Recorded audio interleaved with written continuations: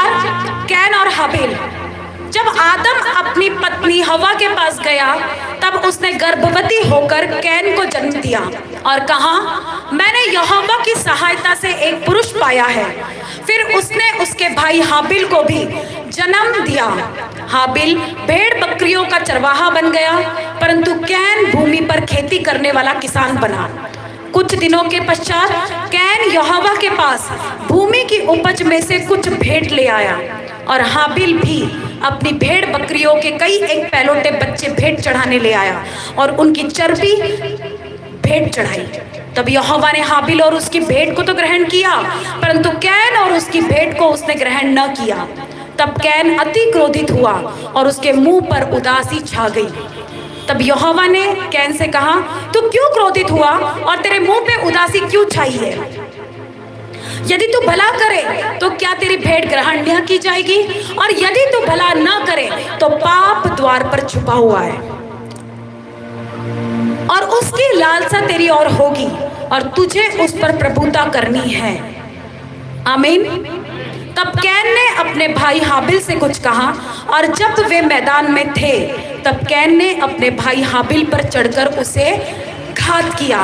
तब यहोवा ने can say पूछा, तेरा भाई हाबिल कहाँ है? उसने कहा, मालूम नहीं, क्या मैं अपने भाई का रखवाला हूँ? उसने कहा, तूने क्या किया है? तेरे भाई का लहू भूमि से मेरी ओर चिल्लाकर मेरी दुहाई दे रहा है। इसलिए अब भूमि जिसने तेरे भाई का लहू तेरे हाथ से पीने के लिए अपना मुंह खोला है, उसकी ओर से तू शापित है। चाहे तू भूमि पर खेती करे तो भी उसकी पूरी उपज फिर तुझे न मिलेगी और तू पृथ्वी पर भटकने वाला और भगोड़ा होगा। तब कैन ने यहोवा से कहा, मेरा दंड सहने से बाहर है। देख, तूने आज के दिन मुझे भूमि पर से निकाला है और मैं तेरी दृष्टि की आड़ में रहूंगा और पृथ्वी पर भटकने वाला और भगोड़ा रहूंगा, और जो कोई मुझे पाएगा मुझे घात करेगा। इस कारण यहोवा ने उससे कहा, जो कोई कैन को घात करेगा उससे 7 गुना बदला लिया जाएगा। और यहोवा ने कैन के लिए एक चिन्ह ठहराया, ऐसा ना हो कि कोई उसे पाकर मार डाले। हालेलुया। अब कैन और हाबिल, हमको पता है आदम से परमेश्वर ने इस धरती पे मनुष्य की उत्पत्ति की। हालेलुया। आदम हवा, जब इन्होंने पाप की शुरुआत कहाँ से हुई? आदम और हवा से। हालेलुया। कौन से पाप से? परमेश्वर की आज्ञा तोड़ने के पाप से। क्या कहा था परमेश्वर ने? परमेश्वर ने क्या कहा था? आदम और हवा को क्या कहा था कि जो वाटिका, जो गार्डन मैंने तुम्हें दिया है, इस गार्डन में के सभी पेड़ों के फल तुम खा सकते हो, पर जो एक पेड़ है बीच में, उसका फल तुमने कभी नहीं खाना। हालेलुया। पर क्या किया? परमेश्वर की आज्ञा को तोड़ा। हवा ने फल खाया, आदम को खिलाया। दोनों ने परमेश्वर की आज्ञा तोड़ी। आज्ञा तोड़ के परमेश्वर का दंड पाया। परमेश्वर ने दोनों को अपने वाटिका में से बाहर निकाला। वो जमीन पे आ गए, भूमि पे आ गए, बंजर भूमि पे आ गए। परमेश्वर ने आदम को शापित किया। बल्कि अगर हम ध्यान से पढ़े तो बाइबल ऐसा कहती है कि परमेश्वर ने आदम को एक अच्छे वाटिका में रखा था। उसको किसी चीज की जरूरत नहीं थी, सारे फल उसके अंडर में थे। खाने के लिए परमेश्वर ने उसको फल दिए थे और वो रहता था वहां पे, खुशी से रहता था। लेकिन जब हव्वा ने उसको बहकाया, परमेश्वर की आज्ञा तोड़ी दोनों ने मिलके, तब परमेश्वर क्रोधित हुआ। मैंने तेरे लिए ठहराया था कुछ और, तूने क्या कर दिया? मैंने तेरे लिए योजना बड़ी बनाई थी, तूने उस योजना को तुच्छ समझा। तूने उस मेरे प्लान को छोटा समझा। तूने मेरी बुलाहट को कम समझा। मेरी बुलाहट तो तेरे जीवन में बहुत बड़ी थी। तूने मेरे बुलाहट का अनादर किया। तूने मेरी बुलाहट का अपमान किया। अब तू और तेरी पत्नी दोनों बाहर। क्या कहा परमेश्वर ने? तू और तेरी पत्नी दोनों बाहर। जो लोग बोलते हैं परमेश्वर को थोड़ा सा चल जाएगा, थोड़ा सा चल जाएगा। अब इन्होंने क्या किया था? इन्होंने तो एक झाड़ का फल ही खाया था। इतना कौन सा बड़ा पाप किया था? लेकिन क्या था वो पाप? परमेश्वर की आज्ञा तोड़ना, सोचो, परमेश्वर ने कहा था मत खाना, उन्होंने खाया। लालच, शैतान ने बहकाया। शैतान तुम्हारे कान के पास आता है बोलने के लिए। जो परमेश्वर कहता है ना, मत जाओ उस रास्ते, मत मुड़ उधर, मत जाओ उसके घर पे, तुम परमेश्वर की आवाज को छोटा समझते हो और शैतान की आवाज को बड़ा समझते हो। जो शैतान बोलता है तुम्हारे कानों में घुसता है, जो पवित्र आत्मा बोलता है तुम्हारे कानों में सुनाई नहीं देता है। और यही फर्क होता है कि हम गलत निर्णय लेते जाते हैं अपने जीवन में। हालेलुया। और गलत निर्णय लेके हम ऐसी जगह पहुंचते हैं जहां पे वापस आना मुश्किल हो जाता है। फिर कितना भी माथा पीटो, कितनी भी परमेश्वर प्रभु प्रभु करो, इतने आसानी से परमेश्वर का उद्धार मिलना मुश्किल हो जाता है। क्योंकि पापों की क्षमा एक बार हो गई, बपतिस्मा तुमने लिया, बार बार पाप करोगे तो परमेश्वर कब तक तुमको माफी देगा? कब तक देगा? अब जो विश्वासी ऐसे हैं जिनको आधा अधूरा ज्ञान है, वो क्या कहेंगे? हाँ, परमेश्वर ने तो प्रभु से पूछा था कि अगर मेरा भाई अपराध करे तो उसे कितने बार माफ करना चाहिए? यीशु मसीह ने कहा था, उसने पूछा था क्या 7 बार माफ करना चाहिए? यीशु मसीह ने कहा था 7 नहीं वरन के 70 गुना माफ करना चाहिए। पर कब माफ करना चाहिए, क्या बोला था? ये हम आगे का पढ़ते नहीं है, हम उतना ही पढ़ते हैं। परमेश्वर ने कहा था 7 बार नहीं 70 गुना भी माफ करना चाहिए, और उतना ही दिमाग में बैठा रहता है। पर बाइबल क्या कहती है? माफी कब दी जाती है? जब तुम पछतावा होता है तुम्हें। माफी कब दी जाती है? अपनी गलती का पूरा पूरा पछतावा करते हो तुम। माफी कब दी जाती है? जब तुम गलती करके ये बोलते हो और अंगीकार करते हो और वैसे ही चलते हो, अब दोबारा नहीं होगा। कुछ भी हो जाए, मुसीबत आ जाए, हट जाए मेरे सामने से, पहाड़ हट जाए इधर के उधर, मैं प्रभु को धोखा नहीं दूंगा, मैं अपने अगुओं को धोखा नहीं दूंगा, मैं झूठ नहीं, मैं कपट नहीं, मैं छल नहीं करूंगा। हालेलुया। तो ऐसे जिनके नेचर में होता है, जिनका डीएनए यीशु मसीह का है, अब हमारा सबका डीएनए यीशु मसीह का है, सबका खून यीशु मसीह का है, हम उसके खून से खरीदे गए। जो हम बात कर रहे हैं अभी वचन की उत्पत्ति, कैन और हाबिल दोनों भाई थे, आदम और हव्वा से वो दोनों का जन्म हुआ, दोनों भाई थे। अब कैन जो बड़ा बेटा था, उसने क्या किया? वो किसान बन गया, खेती करने लग गया। खेती की शुरुआत कहां से हुई? कैन से हुई। किससे हुई? कैन से हुई। कैन घमंडी, छली, कपटी, जलन रखने वाला एक ऐसा पुरुष था, और उसी का भाई हाबिल एक नम्र व्यक्ति, परमेश्वर का डर मानने वाला, परमेश्वर का भय मानने वाला व्यक्ति था। हालेलुया। अब कैन जो था किसानी करता था, यहोवा को जानते थे वो, क्योंकि आदम को पता था हम जब वाटिका में रहते थे तो परमेश्वर हमसे रोज मिलता था, परमेश्वर रोज हमसे बात करता था। पर बताओ, क्या आदम ने उसकी कदर की परमेश्वर की? क्या हव्वा ने उसकी कदर की? उनको लगा रोज ही तो बात करते हैं, हमारे साथ परमेश्वर है, यहोवा है, हमारे आमने सामने आके बात करते हैं। कदर की? रिस्पेक्ट किया? नहीं किया। क्या हुआ? बाहर रोज मिलता था परमेश्वर, रोज एक बार उस वाटिका में आता था और आदम को पुकारता था, आदम तू कहां पे? जिस दिन उन्होंने पाप किया उस दिन भी परमेश्वर ने उनको पुकारा, आदम तू कहां है? उसने कहा मैं झाड़ियों के पीछे हूं, मैं नंगा हूं, मैं छिप गया हूं। परमेश्वर ने कहा तुझे किसने बताया कि तू नंगा है? क्योंकि जब तक उन्होंने उस पेड़ का फल नहीं खाया था तब तक कुछ नहीं जानते थे वो बुराई क्या है। बुराई इस दुनिया में थी ही नहीं, पाप था ही नहीं। कहां से उपज हुआ पाप का? परमेश्वर ने कहा था मत खाना। शैतान ने क्या कहा? देख हवा, ये अच्छे और बुरे का फल है, अगर तू इसको खाएगी तो तुझे अच्छा क्या है वो भी समझेगा, बुरा क्या है वो भी समझेगा। खाया। शैतान ने बोला अगर तुम ये खाओगे, जैसे परमेश्वर को समझता है अच्छी चीज कौन सी है, बुरी चीज कौन सी है, वैसे तुम अगर ये फल को खाओगे तुम भी परमेश्वर के जैसे बन जाओगे। शैतान ने क्या बहकाया? परमेश्वर के जैसे बन जाओगे। लालच, एक छोटी सी लालच, पूरा आज तक हम जो उसके वंशज चल रहे हैं, आज तक सब पाप है और श्रापित है। और एक पाप ने क्या लेके आया? तब तक जब तक उन्होंने पाप नहीं किया था तब तक मृत्यु का कोई नामो निशान नहीं था धरती के ऊपर। मृत्यु इंसान के लाइफ में नहीं थी। लेकिन जिस दिन बाइबल कहती है, परमेश्वर ने कहा था इस पेड़ का जिस दिन तुम फल खाओगे तुम मृत्यु को देखोगे। और ये पाप जब वो दोनों हाथों से हुआ वो धरती पे फेंके गए। परमेश्वर ने बंजर भूमि दी उनको, अब तू मेहनत कर, तू खुद कमा, तू खुद खा। और आज तक हम वही कर रहे हैं। नहीं तो परमेश्वर ने मेहनत नहीं दी थी पहले, परमेश्वर ने आरामदायक जीवन दिया था। लेकिन इंसान को वो भी नहीं अच्छा लगता है, कुछ अच्छी चीजें दिख जाए, कुछ अच्छी चीजें मिल जाए, उसकी रिस्पेक्ट नहीं होती, उसकी कदर नहीं होती है। क्योंकि मुसीबतें झेलने की आदत हो जाती है, बार बार पाप में फंसने की आदत हो जाती है। हालेलुया। और वही कर करके तुम फिर नीचे जमीन पे आते हो, बंजर भूमि पे आते हो। तुम्हारे स्पिरिचुअल लाइफ के, तुम्हारे फाइनेंस के, तुम्हारे मैरिड लाइफ के, फिर तुम बंजर भूमि में घुसते हो जब तुम उसकी कदर नहीं करते, रिस्पेक्ट नहीं करते। हालेलुया। कैन जलन रखता था, कैन किसानी करता था, कैन ने जो भूमि की उपज निकली, उसकी खेती करने वाला था।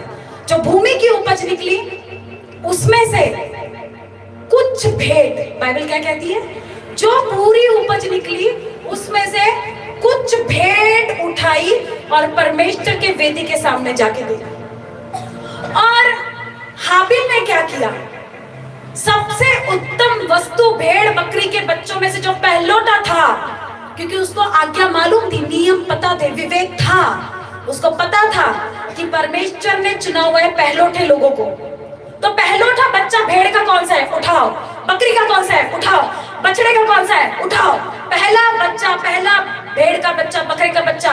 पुराने नियम की बात कर रही हूं मैं, यीशु मसीह आने के बाद की नहीं। यीशु मसीह आए, ऐसी कोई बलि चढ़ाने की जरूरत नहीं है। हालेलुया। वो चढ़ाने गया, वो प्रथम अच्छी उत्तम वस्तु परमेश्वर को दिया। और कैन ने क्या किया, कुछ भेंट लिया, कुछ चढ़ा दिया। मतलब अच्छी अच्छी चीजें अपने पास रख ली और तो बचा कुचा है वो परमेश्वर को दे दिया। ले, परमेश्वर 10 लाख मिले, उसमें से कुछ तुझे दे दूंगा तो कौन सा बड़ा मेरा नुकसान हो जाएगा। 10 लाख मिले, अगर 10 में से मैं 1 लाख दे भी दूंगा तो मेरा कौन सा बड़ा नुकसान हो जाएगा। ऐसी सोच रहती है लोगों की, ऐसी मानसिकता रहती है लोगों की। इतना प्रॉफिट हुआ है, थोड़ा बहुत परमेश्वर को चले जाए, कोई फर्क नहीं पड़ने वाला। लेकिन परमेश्वर क्या कहता है, मैं उत्तम वस्तु चाहता हूं, बची कुची नहीं चाहता हूं। क्या चाहता हूं, उत्तम वस्तु। सोचो, स्टार्टिंग से ये फॉलो कर रहे लोग। कैन ने बची कुची चढ़ाई, कुछ चढ़ाई, उसको श्रापित हुआ वो। हाबिल ने अच्छी वस्तु चढ़ाई, उत्तम दान दिया परमेश्वर को। हालेलुया। कैन ने पहलौठे उठाए, उसने नहीं सोचा ये मेरे पहलौठे भेड़ के बच्चे, अगर मैं इनको अपने पास रख के रखूंगा तो मुझे ज्यादा मुनाफा होगा, ज्यादा प्रॉफिट होगा, मैं इसको बेचूंगा तो मेरे पास ज्यादा पैसा आएगा। ये नहीं सोचा उसने। अपना दशमांश उठाया, अपने बीज उठाए सबसे अच्छे और परमेश्वर को दे दिए। ले परमेश्वर तेरे भवन में। हालेलुया। और जब कैन ने देखा कि हाबिल की भेंट तो परमेश्वर ने ग्रहण की, अब क्या डायरेक्ट थोड़ी परमेश्वर ने ग्रहण की होगी। अगर उसने भेड़ का बच्चा ऐसा रखा होगा परमेश्वर की यहोवा के आगे, तो क्या यहोवा पिता ने डायरेक्ट थोड़ी उठा लिया होगा उसको। भेंट ग्रहण करने का मतलब क्या है कि परमेश्वर ने उसको ब्लेसिंग दी होगी, परमेश्वर ने उसको आशीष दी होगी। जब उसने अच्छी वस्तु चढ़ाई तो परमेश्वर ने उसके धंधे में और बरकत दी होगी, परमेश्वर ने उसके बिजनेस को बढ़ाया होगा, परमेश्वर ने उसको ब्लेसिंग दी होगी, उसके भेड़ बच्चे बकरी सब बढ़ गए होंगे। ऐसा ही है ना कि डायरेक्ट भेड़ का बच्चा उठाया और परमेश्वर ने उसे ग्रहण किया। बाइबल कहती है परमेश्वर ने उसकी भेंट ग्रहण की पर कैन की नहीं की। कैन की नहीं की का मतलब उसने जाके वेदी पे रखा पर परमेश्वर की तरफ से उसको कोई ब्लेसिंग नहीं आई, कुछ आशीष नहीं मिली। जब हाबिल को आशीष मिली तो कैन उससे जलने लगा। खुद का सगा भाई कौन था? कैन हाबिल का सगा भाई था। जब आशीष आती है ना, शैतान किसी में भी एंटर कर सकता है। जब तुम्हारे ऊपर परमेश्वर की ब्लेसिंग आती है ना, तो भूल जाओ तुम्हारे माँ बाप है, भूल जाओ तुम्हारे भाई है, भूल जाओ तुम्हारी बहन है, भूल जाओ तुम्हारी माँ है, बाप है, किसी में भी जलन उत्पन्न हो सकती है, भूल जाना। और वही जलन तुमको तुम्हारे घात का कारण हो सकती है। इसलिए तुम्हें अब सतर्क रहना है, क्योंकि जो परमेश्वर के सामने उत्तम चीजें लेके जाते हैं, परमेश्वर को अपना उत्तम देते हैं, परमेश्वर को अपना बेस्ट चढ़ाते हैं, उनके साथ परमेश्वर सदैव रहता है। हालेलुया। कैन ने नहीं चढ़ाई, हाबिल ने चढ़ाई, परमेश्वर ने हाबिल की भेंट ग्रहण की, परमेश्वर ने कैन की भेंट ग्रहण नहीं की। कैन जलने लगा हाबिल से, एक दिन उसके दिल में आया। जलन एक ऐसी चीज है, जब जलन तुम्हारे अंदर आती है तो तुम अच्छे अच्छे वो तुम्हारे साथ कितना भी वफादार हो आगे वाला व्यक्ति, तुम उससे भी जलन करते हो, तुम उससे भी जलने लगते हो। ऐसे कैसे ये आगे जा रहा है, ऐसे कैसे इसके जीवन में इतनी ब्लेसिंग है, ऐसे कैसे हो सकता है ये। अच्छे पास्टर लोग भी जलन करते हैं, ऐसे कैसे आगे, हमसे आगे कैसे हो सकता है। हम तो 50 साल से, हम तो 60 साल से, हमारी तो पूरी जिंदगी इसी में गई है, और ये 2 दिन का आया और ये हमको सिखा रहा है, ये हमको सिखा रही है, ये क्या बात है। लेकिन परमेश्वर कहता है मैं तुम्हारे डिसीजन से खुश होता हूं, मैं वेट नहीं कर सकता, मुझे इतना टाइम नहीं है कि मैं तुम्हारी राह देखते बैठूं, धीरज धरूं मैं। परमेश्वर तुम्हें धीरज धरना है उसकी ब्लेसिंग के लिए, परमेश्वर धीरज नहीं धरेगा। परमेश्वर के लिए तुमको तुरंत निर्णय लेने होते हैं, ठीक है। परमेश्वर ये करना है, ओके ये करना है। परमेश्वर नहीं करना है, नहीं करूंगी, ठीक है कोई बात नहीं, इससे मेरा कोई नुकसान नहीं होगा, हो भी गया तो चलेगा। हालेलुया, समझ आ रहा है वचन। हमने उत्तम चीजों को परमेश्वर के आगे चलाया, उत्तम दान, उत्तम मन, उत्तम चीजें, उत्तम वस्तु, उत्तम चीजें जो परमेश्वर को प्रसन्न करे, जो परमेश्वर को भाए, ऐसी चीजें हमने परमेश्वर के सामने चढ़ाई। हालेलुया। और बाइबल क्या कहती है कि जब हाबिल ने भेंट को चढ़ाया, कैन हाबिल से जलने लगा, और हाबिल को कहा उसने कि चलो हम कहीं चले। डायरेक्ट बाइबल में ऐसा मेंशन नहीं है कि उसने हाबिल से क्या कहा हम कहीं चले, उसने हाबिल से डायरेक्ट नहीं कहा, उसने हाबिल से कुछ कहा, इतना ही लिखा हुआ है। हालेलुया। और जब उसने हाबिल से कहा तो क्या कहा होगा कि चल मैदान में, उसने कहा मैदान में चल, वो लिखा है मैदान में चल। उसने उसको पहले प्यार से बात की होगी, उसको समझाया होगा ये काम है, वो काम है, वो काम है, चल हम दोनों मैदान में जाके थोड़ा खेल के आते, थोड़ा बातें करके आते, थोड़ा इधर उधर की गपशप लगा के आते। और जब उसको वो मैदान में ले गया तब क्या हुआ, कैन ने अपने ही भाई को घात कर दिया, अपने ही भाई का मर्डर कर दिया, अपने ही भाई को घात कर दिया कैन ने। हालेलुया। और जब कैन भागा वहां से, और जब परमेश्वर यहोवा को कैन की, हाबिल की लहू की आवाज आई, क्योंकि जब बाइबल ऐसा कहती है कि जब तुम निर्दोष होते हो और तुम्हारा लहू बहाया जाता है तो क्या होता है, वो पुकारता है मेरा न्याय करो, मेरा न्याय करो, मेरा न्याय करो। हालेलुया। और हाबिल का लहू परमेश्वर को पुकार रहा था उस धरती पे से, परमेश्वर मेरा न्याय कर, मेरे भाई ने मेरा घात किया है, किसी को नहीं पता इसने मुझे मारा और मुझे छुपा दिया। और वो ये न्याय मांग रहा था परमेश्वर से, और परमेश्वर ने कैन को आवाज लगाई, कैन तू कहां पे, तेरा भाई कहां पे। क्या परमेश्वर को नहीं पता था कि कैन ने हाबिल को मार डाला? पता था उसको कि कैन ने हाबिल को मार दिया, लेकिन फिर भी परमेश्वर का क्वेश्चन क्या था, परमेश्वर एक बार माफी का मौका देता है तुमको। क्या देता है? मौका देता है। क्या बोला परमेश्वर ने, तेरा भाई किधर है, हाबिल कहां पे है, बता मुझे हाबिल कहां गया। क्या परमेश्वर नहीं जानता था कि वो मरा हुआ पड़ा है? उसने क्या कहा, मैं थोड़ी जानता हूँ हाबिल कहां पे हो, क्या मैं उसका रखवाला हूँ, क्या मैं उसके पीछे पीछे जाऊंगा? परमेश्वर को क्या जवाब दिया उसने? झूठ। किससे? परमेश्वर से। क्या मैं जानता हूँ उसको कहाँ है? मैं उसका रखवाला नहीं हूँ जो मैं उसको पता रखूंगा कि वो यहाँ गया है वहां गया है। परमेश्वर ने कहा इस कारण तूने जो अभी झूठ बात कही, परमेश्वर जानता था कि झूठ बोला है। परमेश्वर ने कहा हाबिल का लहू मुझे पुकार रहा है, हाबिल का लहू जिसको तूने घात किया मुझे आवाज दे रहा है न्याय करने के लिए, न्याय मांग रहा है वो, तूने उसका घात क्यों किया? और ये सब होने के पहले आपको पता होना चाहिए, जो अभी हमने पढ़े 4था चैप्टर उत्पत्ति का, उसमें बाइबल कहती है कि जब दोनों ने भेंट चढ़ाई परमेश्वर के आगे, तो क्या किया? दोनों ने भेंट चढ़ाई तो परमेश्वर ने दोनों के चेहरों को देखा। किसको देखा? चेहरों को देखा परमेश्वर ने, दोनों के, हाबिल के और कैन के। हाँ, दोनों ने भेंट चढ़ाई। किसका चेहरा कैसा दिख रहा है? मतलब चेहरा उदासी है देने के बाद, क्या प्रसन्नता है देने के बाद। अब इतनी बड़ी भेंट तो चढ़ा दी, अब चढ़ाने के बाद में क्या है?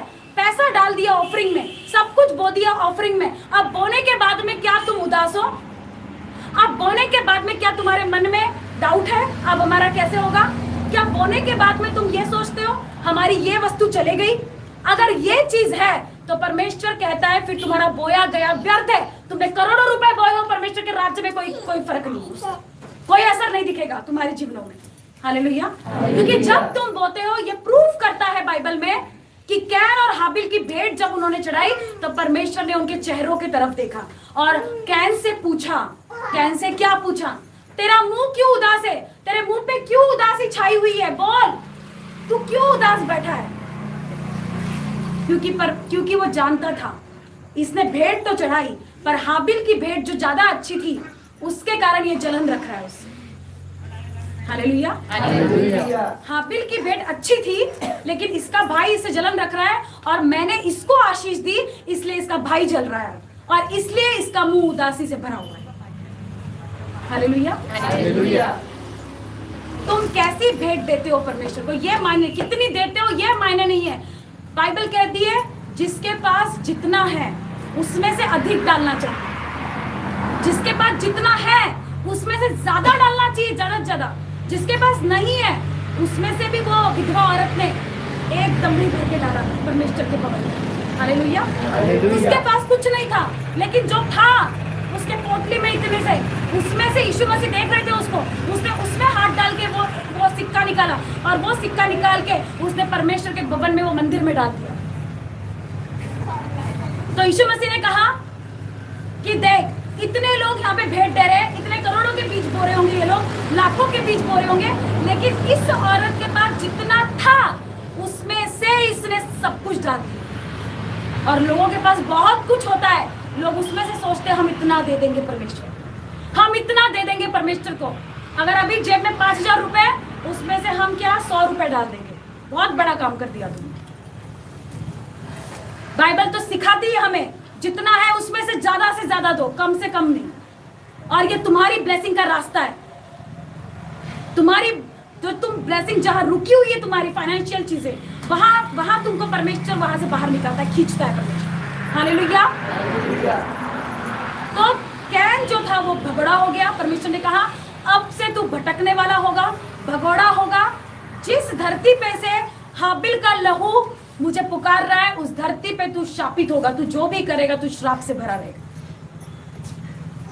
अब जो किसानी है आजकल आधुनिक पद्धति निकल गई है, सब चीजें आधुनिक तरीके से हो गई है। कुछ लोग पारंपरिक खेती करते हैं, कुछ लोग आधुनिक तरीके से करते हैं। कितनी मेहनत लगती है उसमें, कितनी लगती है? बहुत लगती है। जो खेती करते हैं उनको पता है, बहुत लगती है। हालेलुया। तो ये कहां से है? किसके वंशज हो फिर तुम? कैन के हो क्या? कैन के वंशज हो? अरे है, उधर से ही निकले, इधर जाओगे। वो कर रहे हो तुम खेती, लेकिन है तो उसी के वंशज। हालेलुया। अब बाइबल हमें क्या सिखाती है? ठीक है, तुम कैन के वंशज हो, आदम के वंशज हो, पृथ्वी वहीं से शुरू हुई, धरती की शुरुआत वहीं से हुई। अब तुम अगर उसके वंशज हो तो तुम्हें क्या सिखाया परमेश्वर ने? आगे आज्ञाएं दी थी ना, मूसा को आज्ञाएं दी थी ना। क्या सिखाया था? ये आज्ञा मानना, ये आज्ञा मानना, ऐसा करना ताकि तुम पाप में फिर ना फंसो। उसने मौका दिया या नहीं दिया? दिया था ना, ऊंचा उठने के लिए। इजराइलियों ने क्या किया? उसके लोगों ने क्या किया? परमेश्वर को तुच्छ समझा। ठीक है परमेश्वर, तूने बोल दिया ना, बहुत हो गया, हम करेंगे, अपनी मर्जी से करेंगे जो भी करना है। आज जैसे करते हैं कुछ लोग, ठीक है, तूने बताया, तूने समझाया, ओके, अब करना है हमारी मर्जी से। क्या करना है? हम जहां चाहे हम वहां जाएंगे और ऊपर से हम बोलते हैं हम अपने मालिक है, हम अपने। तुम कहाँ के मालिक हो? तुम्हारा खुद का? अरे तुम अपने बालों को नहीं संभाल सकते हो। तुम अपने बालों का अगर बाल टूट जाए तो तुम उसको कुछ नहीं कर सकते हो। बाल गलते हैं, बोलते ना, बाल नीचे गिरते गलते। लेडीज के ज्यादा गिर होते, जेंट्स के भी आजकल सामने से जा रहे हैं आजकल सब। तो हम ये कहते हैं कि बाल जा रहे हैं, है ना? तो अगर बाल भी तुम्हारे हाथों में नहीं है तो तुम परमेश्वर को क्या चैलेंज कर सकते हो कि हम अपने मालिक हैं, हम जहां चाहे वहां जाएंगे, हम जहां चाहेंगे वहां भटकेंगे। कैसे भटकोगे? सोटे मार के लेके आएगा वो वापस। हालेलुया। कैसे जाओगे, कैसे भटकोगे, कैसे भागोगे उसको छोड़ के? मैं कहती हूँ जो उसमें आ गया उसको वो मार मार के वापस लाता है। जो एक बार में नहीं समझता ना, उसको वो 100 बार खींच खींच के लाएगा यीशु मसीह। भूल जाओ परमेश्वर में आके अपनी मर्जी चलेगी। भूल जाओ जो सोचता है हम अपने मर्जी के मालिक है, हम जहां चाहेंगे वहां जाएंगे, मार मार के लाएगा तो फिर अपने आप अक्ल ठिकाने पे आ जाएगी। सारी बुद्धि जो पैरों में वो सिर में आ जाएगी वापस। हालेलुया। कड़क लगता है सुनने में, लेकिन सच्चाई है। मार मार के लाता है वो, अच्छे से लाता है, ऐसे नहीं लाएगा, फिर अच्छे से घुमा के लाएगा गोल पूरा चक्कर। इजराइली को घुमाया था ना उसने, रास्ता तो 3 ही दिन का था, लेकिन कितने साल लग गए? 40 साल पूरे। तो जो चीज परमेश्वर ने तुमको जल्दी देनी थी वो परमेश्वर ने दी नहीं। भुगतो, करो करो जो करना है वो। मैंने तो तुमको बताया था कि तुमने ये आज्ञा माननी है, वो आज्ञा माननी है। अब जब तुम नहीं मानते हो तो तुम भुगत के आओ। 40 साल में आओगे तो वहीं पे जहाँ पे मैंने बोला है। कहाँ आओगे? वहीं पे आओगे ना, कनान में ही पहुंचे ना आखिर। जिन्होंने बैर किया वो मर गए, जिन्होंने उनके वंशजों को परमेश्वर ने वहां पहुंचाया। अपने दासों को भी नहीं छोड़ता है। एक विश्वासी तो दूर की बात है, अपने दासों को भी नहीं छोड़ता है। अगर वो आज्ञा तोड़ते हैं तो विश्वासी की बात अलग है। हालेलुया। परमेश्वर को समझना आसान नहीं है, परमेश्वर में चलना आसान नहीं है। सहन शक्ति बढ़ाना है हमें। अब लाइट नहीं है, अब जो भी है, गर्मी में बैठने की हैबिट भी होनी चाहिए या नहीं होनी चाहिए? खेतों में काम कर लो 12 घंटे तो कुछ नहीं लगेगा, रोड के ऊपर काम कर लो तो कुछ नहीं लगेगा, और यहाँ बैठे तो हमें गर्मी लगती है। गर्म हो रहा है, बहुत गर्म हो रहा है। अभी मैं खामरा में जब गई थी वहां भी फैन नहीं। इतना बड़ा भवन है परमेश्वर का, भी फैन लगने के, एसी लगने के। और जहां पे हम लोग बैठे थे, पास्टर लोग सारे बैठे थे, स्पेशली वहां पे एक भी कूलर नहीं था, बाद में लगाया हुआ। तो सोचो वो हाल में कितनी गर्मी हो, बाद में लगवाया। फर्स्ट टाइम जब बैठे वहां कुछ भी नहीं था। हालेलुया। तो सोचो इतना बड़ा भवन होके वो तुमको परीक्षा में से लेके जा रहे हैं। लोग तैयार होने चाहिए, आत्मिक रीति से तैयार होने, सहन शक्ति से भरने चाहिए लोग। अगर हम थोड़ी देर लाइट चलेगी तो हमारा मुंह उतर जाता है। लाइट चलेगी, अब कैसे सुनेंगे हम? कान तो खुले है ना, आत्मा तैयार नहीं लग रही है मेरे को, लेकिन कान तो इधर से खुले ही। आत्मा को भी तैयार रखो 24 घंटे, ताकि तुम्हारे कानों में शब्द जाए। और परमेश्वर ने कैन को भगोड़ा घोषित किया, श्रापित किया, ताकि इसके बाद अगर कोई गुनाह करे भी तू तो परमेश्वर तुझे श्रापित करे हमेशा के लिए। और वहां से इंसान पूरे तरीके से श्रापित हो गया। अब वो जो कुछ करता है इंसान संघर्ष के साथ करता है। मैं 2 नंबर की बात नहीं कर रही, लेकिन वो जो कुछ करेगा ना इंसान, अगर वो परमेश्वर में है, उसको संघर्ष का सामना करना पड़ेगा। पैसे कमाने के लिए संघर्ष, मेहनत करो, मेहनत से कमाएगा, मेहनत की रोटी खाएगा वो। हालेलुया। और मेहनत ही परमेश्वर को पसंद है। वो कर्मों का परमेश्वर है, बोलने का परमेश्वर नहीं। मैंने पहले भी कहा, पौलुस कहता है मेरा राज्य बातों में नहीं है, सामर्थ्य में है। पहले तुम दिखाओ फिर बोलो। हम ऐसे हैं, तुम दिखाओगे ही नहीं और अपनी डिंग मारते जाओगे, उसमें कोई फायदा नहीं। साबित करना पड़ता है परमेश्वर के आगे। वो प्रूफ मांगता है तुमसे, साबित करो कि तुम परमेश्वर के ओरिजिनल संतान हो, तुम परमेश्वर के ओरिजिनल बच्चे हो। हालेलुया। तो बाइबल ऐसा कहती है। और किसने अपना इकलौता बेटा दे दिया? यीशु मसीह, यहोवा पिता ने अपना इकलौता बेटा हमें दे दिया, कुर्बान कर दिया। क्या कीमत है उसकी? कोई कीमत नहीं लगा सकता उसकी। वो लहू जो उसने बहाया, क्यों कहा जाता है कि यीशु का लहू हाबिल के लहू से उत्तम बातें करता है? मतलब अगर हाबिल का लहू भूमि में से पुकार के कह रहा है मेरा न्याय करो, मेरा न्याय करो, मेरा न्याय करो, तो यीशु का लहू जो लोगों ने बहाया वो अपने स्वर्गीय पिता के सामने क्या कह रहा होगा? अब जिनके लिए मैंने ये लहू बहाया, निर्दोष होके भी, अब मेरे लोग पापों से मुक्त हो चुके। जो पाप इन लोगों ने किया था, इससे ये आजाद हो चुके। लेकिन वो लोग परमानेंटली आजाद हो चुके जो आज्ञाओं को मानते हैं। फिर से ध्यान रखो ये बात, तुम्हारे पापों की माफी हो चुकी है। तुमने जो पाप किया आज तक वो माफ हो चुके हैं। जिस दिन तुम बपतिस्मा लेते हो पाप माफ हो चुके हैं तुम्हारे। लेकिन उसके बाद अगर तुम फिर वही करते हो, गलती पे गलती, गलती पे गलती, कोर्ट में चलता है ना, तारीख पे तारीख, तारीख पे तारीख, तारीख पे तारीख लगाओ। को वकील कहता तारीख दो, वो कहता तारीख लो, तारीख लो, तारीख लो। इस चक्कर में वकील भी पैसा खाता है, सब पैसे खाते हैं और फायदा किसका भी नहीं होता, वो आगे बढ़ते जाता है। तो वैसा नहीं चलना है हमें कि परमेश्वर से गलती पे गलती, गलती पे गलती, आज गलती कर दी, कल गलती कर दी, फिर से गलती कर दी, फिर माफी मांग ली, फिर गलती कर दी, फिर माफी मांग ली, आज गलती कर दी, फिर शाम को माफी मांग ली, सुबह गलती कर दी, दोपहर में माफी मांग ली। कोई नहीं, परमेश्वर से माफी तो मांग ही रहे रोज। माफ करने वाला परमेश्वर है, वो बाइबल तो बोलती है, वो तो माफ करता है। पर कितने बार माफ करता है, उसका भी एक ही है। और जितने बार भी माफ करेगा ना तुमको, उतनी बार सजा भी आएगी। याद रख, ये भूल जाओ कि हम गलती कर रहे और माफी मांग रहे हैं, लेकिन जितने बार वो माफ तो कर देगा, वो तुम मांगोगे तो, लेकिन माफ करने के बाद में सजा कैसी आएगी उसकी, वो आज ही तुम्हारा न्याय क्यों चुकाएगा, क्योंकि आगे तुम फिर से गलती ना करो। आज ही क्यों तुम्हें तकलीफ देगा, क्योंकि तुम फिर से गलती में ना फंसो। इसलिए हम जब बाइबल को अच्छी तरीके से पढ़ते हैं, हमें ये पता चलता है कि जो लोग तौबा में थे, जिन लोगों ने माफी मांगी परमेश्वर, जो पाप से बाहर निकल गए, जब वो सुधरे, जब वो अच्छे हुए, जब वो परमेश्वर में आगे बढ़े, तो उनके जीवन में मुसीबतें, जो पाप उनने उस टाइम किया था उसकी सजा उनको परमेश्वर में आने के बाद और मिली, ताकि तुम फ्री हो जाओ। परमेश्वर तुमसे प्यार करता है, इसलिए वो तुमको पूरे तरीके से छुड़ाना चाहता है। अगर उसकी सजा नहीं देगा ना वो, तो तुम फिर गलती कर सकते हो।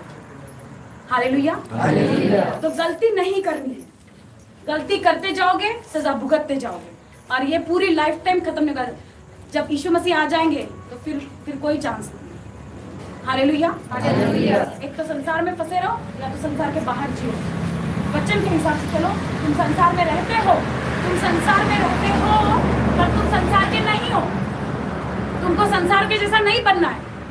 तुम रहो, सब कुछ करो, लेकिन उनके जैसी हरकतें तुम नहीं कर सकते हो, उनके जैसी बातें तुम नहीं कर सकते हो, उनके से झूठ बोलना तुम नहीं कर सकते हो, उनके से नशे तुम नहीं कर सकते हो, अगर तुमको सही में परमेश्वर के राज्य में प्रवेश करना है। हालेलुया। क्योंकि जो कोई यीशु मसीह को मानता है, विश्वास करता है, बपतिस्मा लेता है, बाइबल कहती है उसने ये भी कंडीशन है कि उसकी आज्ञा को पूरी करना, वरना परमेश्वर का क्रोध उस व्यक्ति पे उतरता है। आमीन। तो क्रोध किस पे उतरा? कैन पे उतरा। पुराने नियम में क्या होता था? भेड़ बकरियां चढ़ाते थे पापों की क्षमा के लिए। अगर वो पाप करके आ गया, दारू पी के आ गया, अब पाप कर दिया, अब क्षमा मांगनी है परमेश्वर के आगे, तो कौन सा याजक होता था? ऐसे पुलपिट होता था उनका, परमेश्वर की वेदी होती थी और याजक होता था।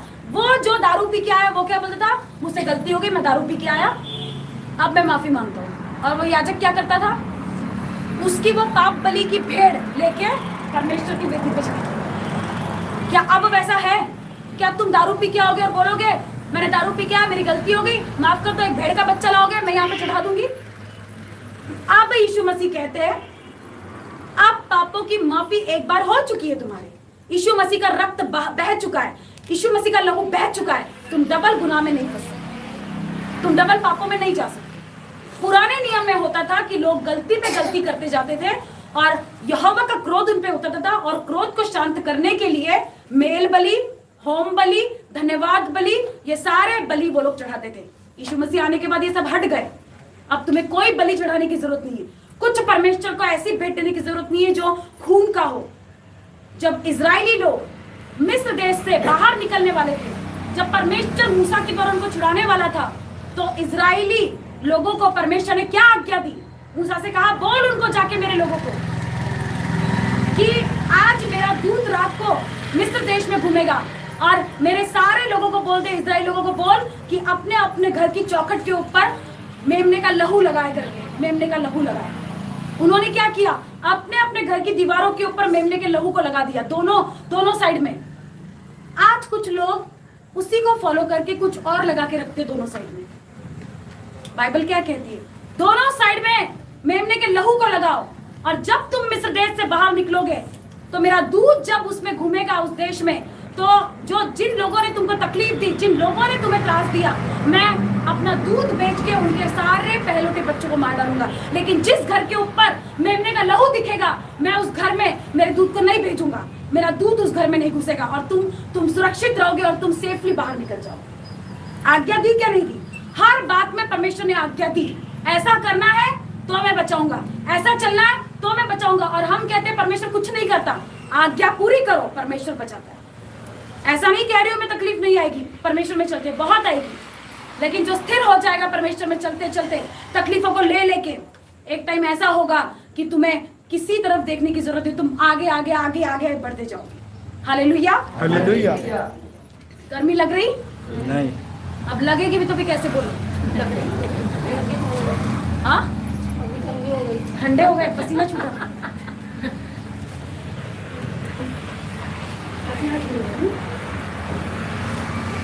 समझ आया वचन? यस। सहनशीलता लो, परमेश्वर की आज्ञा लो, जो उसने बोला है वो करो। ग्रेस को तुम देखोगे, अनॉइंटिंग को तुम देखोगे, रिसीव करोगे। हमको लगता है हम सुनते हैं, इधर के कान से सुनते हैं, वो वहां इधर से बाहर जाके इधर से सब निकल गया। हमेशा बोलते हैं, हर संडे को हमको सुनने मिलता है, ये गलती नहीं करना, ये गलती नहीं करना, इसको पूरा करना, इसको पूरा मत करना। ये हर संडे सुन के जाते हैं, हम हर रविवार सुन के जाते हैं, लेकिन कोई फर्क नहीं है, हम बाहर जाके वही काम करते हैं, जैसा हमने चलना हम वैसे ही करते हैं। Hallelujah, hallelujah. तो ऐसा कोई काम मत करो जिससे परमेश्वर ना खुश हो। और लहू जो है परमेश्वर का, वो लहू तुम्हारी दुहाई देता है। जब तुम पाप में फंसने जाते हो ना, परमेश्वर का लहू तुम्हारे लिए आवाज देता है, मत जा मेरी बेटी, मेरे बेटे, मत जा, पाप मत कर, मत मुड़ उस और, मत मुड़ उस और, पाप है, देख तू फंस जाएगा, देख तू फंस जाएगी, गलती से भी मत जा। लेकिन हम क्या करते हैं? उसी रास्ते को पकड़ते हैं जहां से परमेश्वर में मना करते हैं, वो ही रास्ता पकड़ते हैं सीधा, क्योंकि हमें सीधा सीधा सीधा दिखता है ना। बिल्कुल हमें तकलीफ लेना ही नहीं है, बिल्कुल परमेश्वर के लिए, तो हमें सीधा रास्ता पकड़ना है। बिल्कुल चलते चलो, हाईवे है, कोई गड्ढा नहीं है, कोई पत्थर नहीं है बीच में, सीधी गाड़ी पहुंच जाएगी, गाड़ी तो पहुंच जाएगी, लेकिन नरक में जाओगे या स्वर्ग में जाएगी इसकी गारंटी नहीं है कुछ। गाड़ी पहुंच जाएगी, मैं ये नहीं कह रही हूँ गाड़ी नहीं पहुंचेगी, अंत तक पहुंच जाएगी गाड़ी तुम्हारी, लेकिन पहुंचने के बाद जिन लोगों को लगता है ये झूठ है स्वर्ग और नरक, उन्हें एक दिन पूरी रात बैठना परमेश्वर के पास में और प्रार्थना करना कि परमेश्वर क्या ये झूठ है या सही है जो तुमने बाइबल में दिया। नहीं परमेश्वर तुमको प्रकाशित करेगा ना, तो फिर बोल। Hallelujah, hallelujah. इसलिए लोग फॉलो नहीं कर सकते, इसलिए लोग टिक नहीं सकते, लेकिन वो मसा परमेश्वर धीरे धीरे अवेलेबल कर रहा है। हालेलुया, वो मसा परमेश्वर धीरे धीरे अवेलेबल कर रहा है कि वो कलीसिया मैं परमेश्वर से मांग रही हूँ, वो लोग मैं परमेश्वर से मांग रही हूँ जो अंत के कटने के लिए तैयार हो। हालेलुया, वो लोग मुझे चाहिए जो अंत की कटनी के लिए तैयार हो, ना कि कुछ देर के लिए।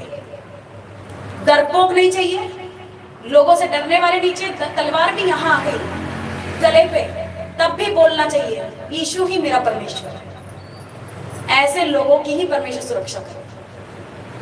तो जो लोग अगर परमेश्वर को छोड़ के कुछ लेना चाहेंगे ना, वो वैसे ही मरेंगे, लेकिन जो परमेश्वर को पकड़ के मरने को भी तैयार रहेंगे, परमेश्वर उनको अपने आप बचाएगा। मरना तो सबको ही है, लेकिन कैसे मरना है, कैसे जीना है, कैसे जाना है। मरना जिसको है वो मरेगा अपने पापों में। जो पापों को तौबा करके परमेश्वर में आगे बढ़ेगा वो वैसे ही बच जाएगा। जो और आगे बढ़ेगा, लोगों को भी बचाएगा, उसके लिए और ऊंची जगह रहेगी। जो लोगों को भी बचाएगा, उनको सुसमाचार देगा, उनको आज्ञा मानना सिखाएगा, वो और ऊंचे पे जाएगा। लेवल है स्वर्ग में, लेवल है तुम्हारे स्वर्ग में, लेवल है, लेवल के हिसाब से तुमको जगह मिलेगी स्वर्ग में। ये मत समझना कि तुम जाके परमेश्वर के साथ में बैठ जाओगे या उसके सामने डायरेक्ट खड़े रह जाओगे। लेवल के हिसाब से तुमको मिलेगा स्वर्ग के राज्य में प्रवेश।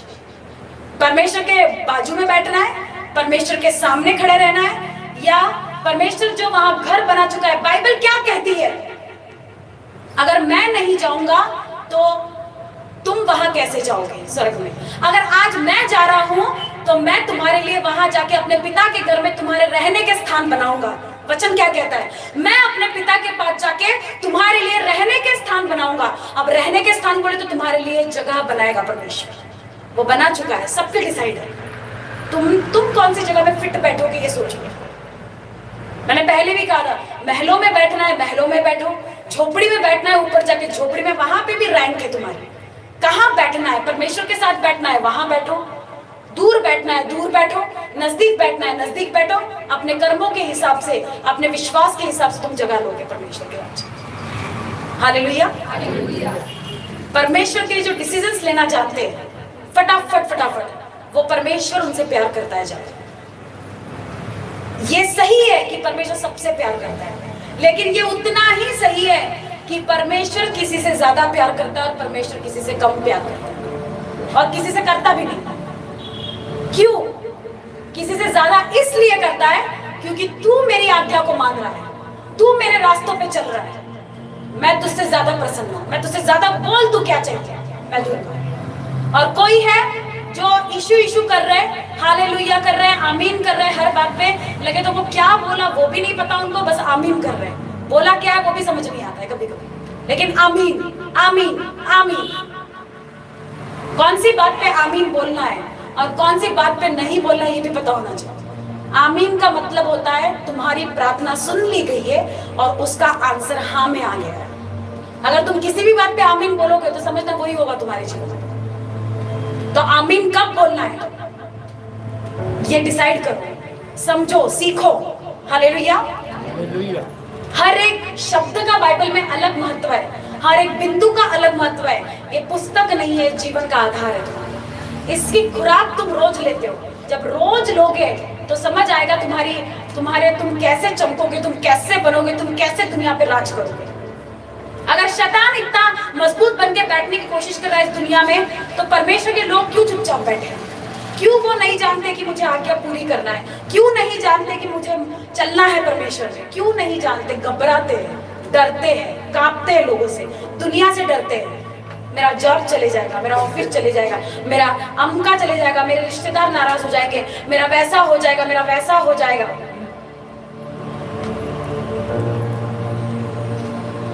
रिश्तेदार थोड़ी तुमको सड़क ले जाएंगे, वो लेके जाने वाले हैं क्या? कौन लेके जाने वाला है? यीशु मसीह। अगर रिश्तेदार लेके जाने वाले हो तो गाड़ी लेके घूमो उनके साथ, उनको बोलो हम तुम्हारे साथ ही रहेंगे क्योंकि तुम हमको स्वर्ग लेके जाने वाले। अगर नहीं लेके जाने वाले तो बोलो जिस जगह परमेश्वर ने हमें रखा है हम वहीं रहेंगे। हालेलुया। परमेश्वर सबके जीवन में प्लान रखता है, तुम्हारी जिंदगी में बड़ा प्लान है, लेकिन तुम उसको छोटा कर देते हो, इतना सा बना देते हो, होता तो इतना बड़ा है। देख, मैंने तेरी जिंदगी में इतनी बड़ी बुलाहट रखी है, तेरी कॉलिंग जो है एक पास्टर की है, तेरी कॉलिंग एक अपोस्टल की है, तेरी कॉलिंग एक भविष्यवक्ता की है, तेरी कॉलिंग एक इवेंजलिस्ट की है, तेरी कॉलिंग एक बिशप की है, लेकिन कॉलिंग है, प्रोफेटिकली वर्ड मिल चुका है, भविष्यवाणी हो चुकी है। अब आगे क्या? क्या किया तुमने उसके लिए? कॉलिंग तो मिली, आगे क्या किया तुमने? कॉलिंग है तो हो जाएगा। बाइबल बोलती है जिन जिन लोगों के लिए कॉलिंग आई, यर्मिया हो, यशायाह हो, योना हो, परमेश्वर ने उनको खींच के लाया, और नहीं समझे ना वो, उनको धक्के दे दे के, मार मार के अच्छे से परमेश्वर ने उनको सबक सिखा के लाया। लेकिन जो ब्लेसिंग उनको जल्दी मिलनी चाहिए थी वो आशीष उनको देर से मिली। टाइम चले गया। जब टाइम चले जाता है परमेश्वर का तो फायदा नहीं होता है। फिर वो काम जो तुम आज, अगर वो तुम्हारे हाथों से लंगड़े चलवाना चाहता है, तो अगर तुम देर करते हो तो परमेश्वर 10 साल बाद कैसे चलवाएगा? बाइबल कहती है ऐसा कोई काम मत करो जिसके वजह से तुम्हारे भाई को ठोकर लगे। भाई मतलब हर वो पड़ोसी, हर वो नया व्यक्ति जिसको तुम सुसमाचार देते हो। तुमको देख के, तुम्हारा झूठ पकड़ के, तुम्हारी चोरी पकड़ के, ऐसा ना हो कि जो आगे वाला व्यक्ति है उसको भी ठोकर लगे और वो परमेश्वर में, उद्धार में आते आते वापस चला जाए। जिस तरीके से एक आत्मा को बचाने का फल भी स्वर्ग में मिलता है, यहोवा प्रसन्न होता है, उसी तरीके से तुम्हारी वजह से अगर एक आत्मा नष्ट होती है उसका दंड भी तुमको ही मिलता है। ये मत भूलना। अगर तुम्हारे कारण कोई व्यक्ति ठोकर खा ले, अगर तुम्हारे कारण कोई व्यक्ति वापस मुड़ जाए परमेश्वर से, ये सबसे बड़ा अपराध है। तुमको देख के अगर वो बहक जाए, तुमको देख के अगर वो परमेश्वर में आके भी वापस चला जाए, तो इसका भी हिसाब तुमसे लिया जाएगा, दूसरे से नहीं। अगर इसका हिसाब मिल सकता है कि तुमने एक आत्मा को बचाया, तो इसका भी हिसाब मिलता है तुमने एक आत्मा को वापस ले गए, इसका भी हिसाब है। एक भी अकाउंट परमेश्वर क्या खाली नहीं है, हिसाब किताब सारा बरोबर है, क्योंकि वो सीए का सीए, कोई सीए उसके सामने नहीं है, कोई वकील उसके सामने नहीं है, कोई डॉक्टर उसके सामने नहीं है। सबको उसने ठहराया है, सबको उसने काम करने के लिए इस धरती पे रखा है, लेकिन सबसे ऊंचा जो है वो यीशु मसीह है, जजों का जज, सबसे बड़ा न्यायी पिता परमेश्वर यहोवा पिता। हालेलुया। तो हमें उसके लहू की कदर करना है। लहू आवाज देता है, जब तुम पाप करने जाते हो तो उसका लहू तुमको आवाज देता है। एक बार आएगी, दो बार आएगी। मैंने कहा पवित्र आत्मा की आवाज सुनना सीखो। वो एक बार धीरे से बोलता है, ये मत कर, यहाँ मत जाना। हम वो आवाज को रिजेक्ट करते हैं, हम वो आवाज को सुनते नहीं है। हम अपने दिल की सुनते हैं, हम अपने दिल की सुनते हैं कि नहीं हमें जाना तो पड़ेगा, क्योंकि वहां ऐसा ऐसा है, वहां तो हमारा काम है, हमारे बिना वहां कुछ नहीं होने वाला है। परमेश्वर कहता है पवित्र आत्मा रुक जा, धीरे से मत जा। तुम क्या करते हो? नहीं नहीं नहीं नहीं, मेरा वहम होगा, मेरा वहम होगा, मैं जाऊंगा, मैं जाता। तुम क्या करते हो? वो आवाज वो धीमी आती है। बाइबल कहती है पवित्र आत्मा जब तुमसे बात करता है वो स्लोली बात करता है, धीरे से बात करेगा, वो मत जा, ज्यादा नहीं बोलेगा, तुमसे समझाते नहीं बैठेगा। देख उधर जाएगा तो तुझे फंसा लेंगे लोग, उधर जाएगा तेरी अनॉइंटिंग खराब हो जाएगी, उधर जाएगा तेरा अभिषेक खराब हो जाएगा। वो इतना नहीं बोलेगा, वो इतना ही बोलेगा, मत जा। शैतान बोलेगा, इधर पवित्र आत्मा बोल रहा है मेरे बेटे मेरी बेटी मत जा। तुमने सुना ही धीरे से। इधर शैतान है, इधर बोल रहा है चल चल चल, कुछ नहीं होगा, एक बार जाके आते हैं, क्या फर्क पड़ेगा, चल जाके आना जरूरी है। अगर आज नहीं गया तो मुश्किल हो जाएगी, बॉस नाराज हो जाएगा, लोग नाराज हो जाएंगे, क्या फर्क पड़ता है, जल्दी आ जाऊंगा, मैं खाना नहीं खाऊंगा वहां पे, मैं जल्दी आ जाऊंगा। तो तुम क्या करते हो? पवित्र आत्मा ने जो बोला है ना मत जा, उसको छोड़ देते हो। ये जो शैतान बोलता है चल चल चल चल चल, नाराज हो जाएंगे, खाना मत खाना लगे तो, पर चल तू एक बार जाके आ जा। क्या नहीं करना? खाना मत खाना, लेकिन चल। शैतान बोलता है, कैसे धीरे से निकालता है, चल खाना मत खाना, ज्यादा लोगों से बात मत करना, लेकिन चल एक बार चल। और एक बार वो जब लेके जाता है वो पूरा ही लेके जाता है तुमको, फिर तुम सोचते हो क्या हो गया। हालेलुया। वचन की खुराक लेना जरूरी है, वचन पूरे तरीके से अंदर समा लेना जरूरी है। जब वचन समझते हो तो रास्ते अपने आप खुलते हैं, वचन ही छुटकारा देता है। जिस गड्ढे में तुम पड़े हो उसको बचाने की, उस गड्ढे में से तुमको बाहर निकालने की सामर्थ्य भी उस वचन में है। आमीन। बिजनेस फेल्यूर है, जॉब फेल्यूर है, चीजें फेल्यूर है, मैरिड लाइफ फेल्यूर है, बच्चे नशे करते हैं, सारी चीजें बिखरी बिखरी है। क्यों है? क्योंकि तुम कमजोर हो। परमेश्वर को दोष मत दो, तुम कमजोर हो इसीलिए बिखरी बिखरी है। अगर तुम मजबूत होते तो बिखरी नहीं होती, मजबूत होती। मैं जानती हूँ मेरी लाइफ में अगर कुछ भी हो जाए, इधर का उधर भी हो जाए ना, तब भी मैं जानती हूँ कि मैंने परमेश्वर में स्थिर रहना है। मैं ये नहीं बोलूंगी कि परमेश्वर बाप रे तूने क्या कर दिया आज मेरे साथ। मैं तो आज तक मैं तो तेरा वचन सुनाती रही परमेश्वर लोगों को, मैंने तेरा सुसमाचार दिया। मैं यहाँ गई थी, मैं वहां गई थी, मैं उस गांव में जाके आई, मैंने वहां सुसमाचार दिया। तूने मेरे साथ क्या कर दिया परमेश्वर? मैं ये कभी नहीं बोलूंगी। क्यों? बाइबल का नॉलेज है। क्या बोलती है बाइबल?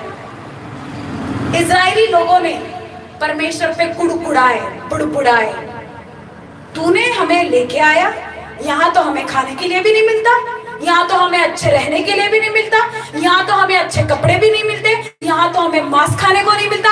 इजरायली लोग बोलते हैं तू लेके आया ना मूसा, तेरी जिम्मेदारी है, तूने लेके आया था ना इस जंगल में हमें, ये तेरी जिम्मेदारी है, दे हमको खाने के लिए। कहाँ है तेरा परमेश्वर? तब तक तो 400 साल तो परमेश्वर की दोहाई देते रहे। जब तकलीफ में थी तो परमेश्वर की याद आई, जब बाहर निकल गए गुलामी से तो परमेश्वर को ही धोखा देने लगे। हाँ, परमेश्वर को धोखा देने लगे। तेरा परमेश्वर ऐसा है क्या? तेरा परमेश्वर हमें खाने को नहीं देता, तेरा परमेश्वर हमें पीने को नहीं देता अच्छी चीजें। हम तो वहीं पे अच्छे थे। कहाँ अच्छे थे? जहां से निकल के आए, मिस्र में। अरे मिस्र देश दुश्मनों का देश था, तुम वहां पे थे। परमेश्वर ने तुमको निकाल के कनान पहुंचाने के लिए, जहां दूध और मधु की धाराएं बहती है, आगे देगा वो। शब्द क्या है तुम्हारे? कि हम तो वहीं पे अच्छे थे, वहीं पे नहीं थे तुम जिस जगह जाने वाले हो। और ये बोल के वो सारे मर गए रास्ते में। सबने परमेश्वर के ऊपर जिसने बुलाया, जिसने गुड़गुड़ाया, सारे लोगों को परमेश्वर ने सब कुछ दिया। ऐसा नहीं कि उसने अपनी आशीष दिखाई नहीं, उनको दिया सब कुछ। लोग सोचते मिल रहा है ना हमको, सब कुछ दिया उसने। खाने के लिए अच्छा दिया, पीने के लिए पानी दिया, जब जब उन्हें दुहाई दी तब तब काम किया।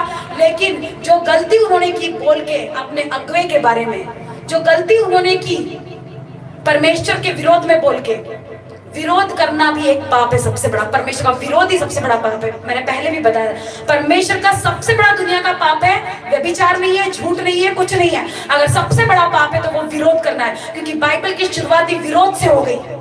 आदम और हवा ने विरोध किया परमेश्वर का। सबसे बड़ा पाप वही से शुरू हो रहा। आज उसी पाप की वजह से हम सब श्रापित हो चुके थे। लेकिन यीशु मसीह आए और यीशु मसीह ने अपना लहू बहाया, और उस लहू के द्वारा आज हम सब छूट चुके हैं। हालेलुया। आज हम छुटकारे के भागी हैं। छुटकारा लेना सीखो परमेश्वर से। कैसे लिया जाता है, उसकी टेक्निक है, उसकी कला है। किसी को खाना अच्छा बनाना आता है, लोग बोलते बड़ा अच्छा खाना बनाते हैं।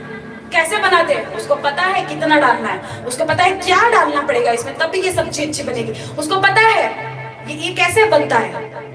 लेकिन अगर दूसरा व्यक्ति सिर्फ यही बोलते रहे कि ये अच्छा खाना बनाता है, बढ़िया खाना बनाता है, लेकिन अगर सीखने की कोशिश ही ना करे कि ये बनाता कैसे है, इसमें क्या डाला जाता है, तब ये अच्छा बनता है, ये अगर तुम सीखने की कोशिश ही ना करो तो तुम वहीं पे फंसे रहोगे और सब्जी उंगलियों से चाटते ही रहोगे। चाटने वाला थाली पे ही बैठा रहेगा, बनाने वाला फ्री हो जाएगा सारे काम करके, तुम वो थाली चाटते रहो। तो वो बाइबल कहती है, यीशु मसीह ने उस कनानी औरत को क्या बोला था कि जो बच्चों की रोटी है वो कुत्तों को मत दो।